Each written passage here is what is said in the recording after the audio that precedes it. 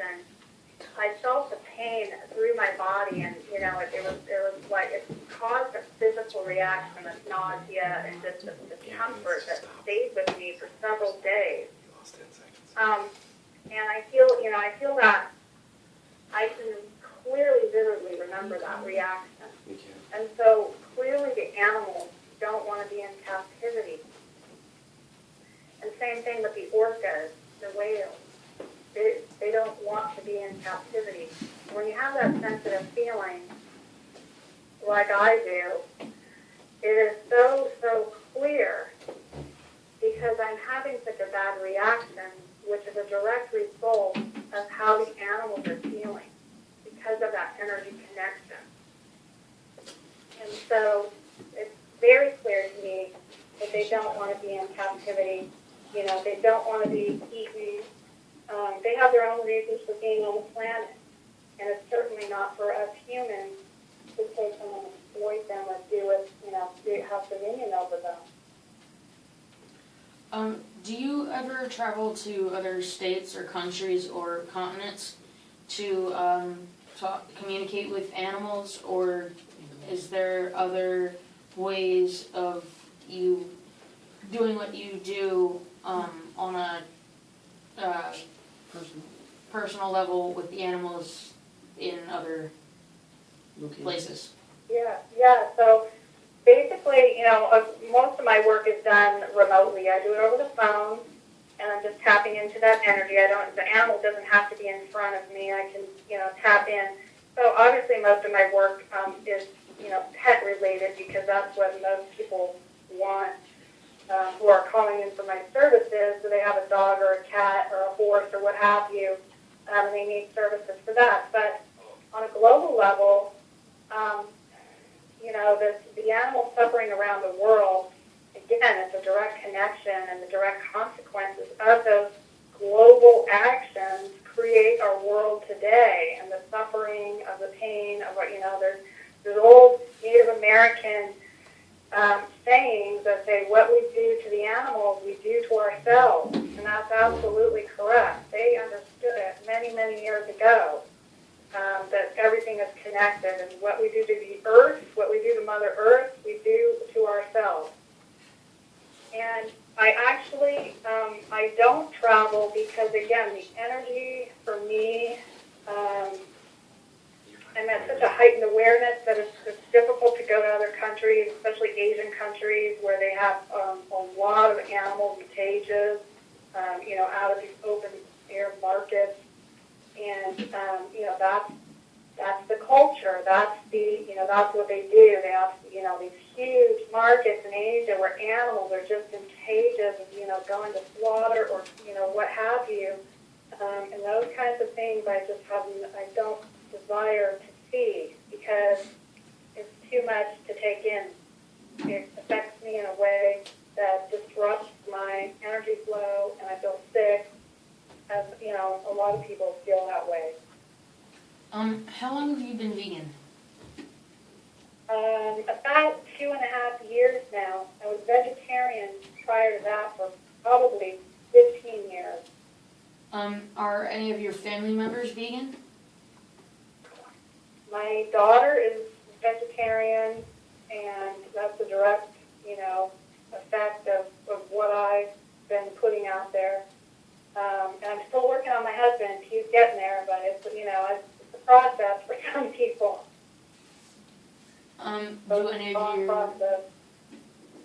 Do any of your family members share your abilities?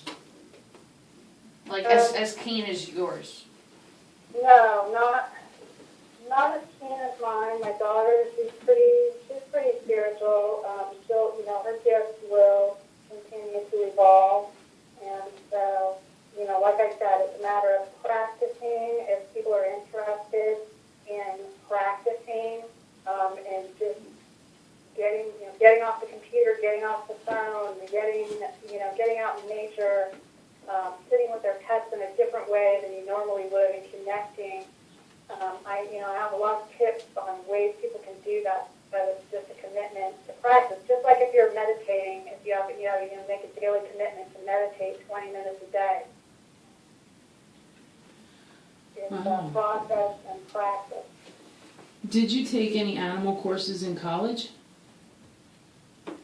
No, I didn't, but I worked at a wildlife rehabilitation center when I was in high school, and I was, I was always doing something with animals. And so, you had to be 17 to work there, and so I couldn't wait until I was 17 so I could work at the wildlife rehabilitation center.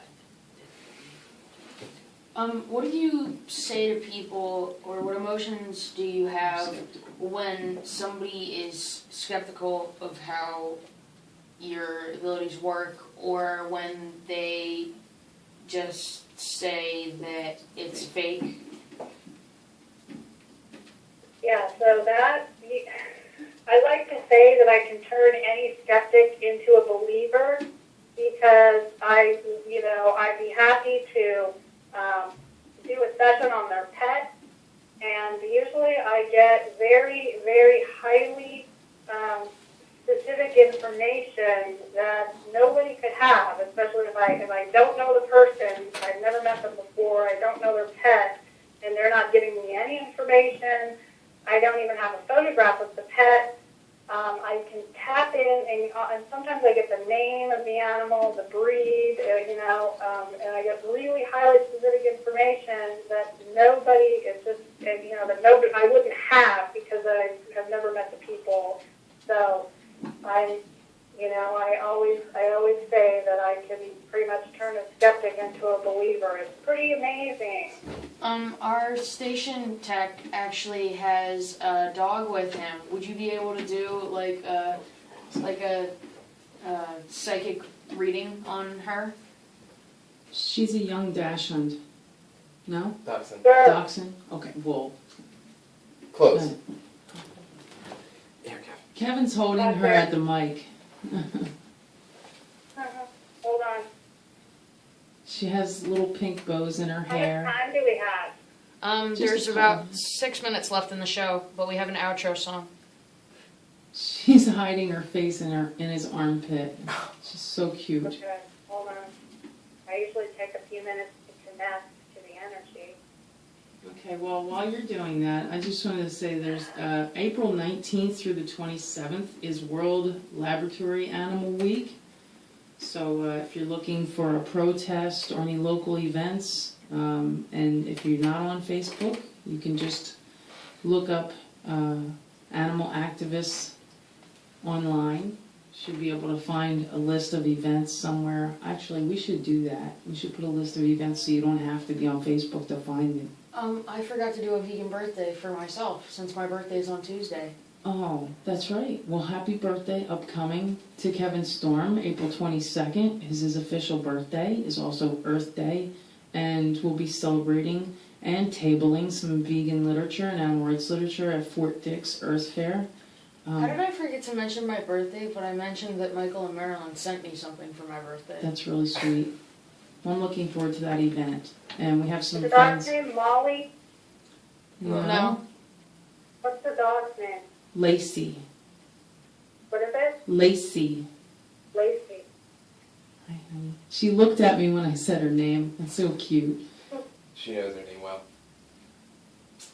So if anyone wants to join us at Fort Dix at the Earth Fair, we'll be at Laurel Pond from 12 to 4 next Saturday. You do need a base pass unless you have base access, and registration for the event ended last Monday, so hopefully you know someone that has access to the base that you could come see us at our table, and we'll be there from 12 to 4.